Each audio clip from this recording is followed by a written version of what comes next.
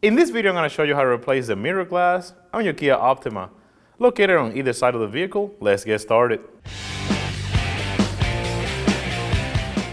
We're going to go ahead and remove the old glass, and for that we're going to use a small plastic trim tool. We're going to go ahead and move the mirror like that.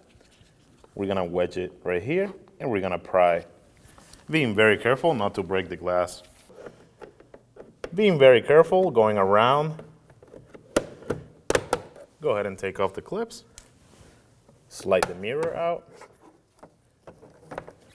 And we are going to have two cables. Take those off. Simply slide them out. And here's the old one.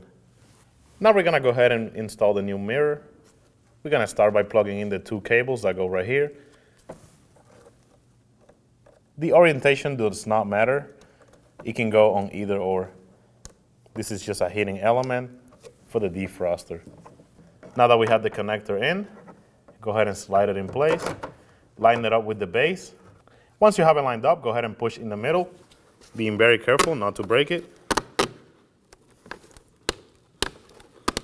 Make sure that it clips in place. Go ahead and test the functionality of the mirror, and that is job done. When only the best will do, demand TRQ.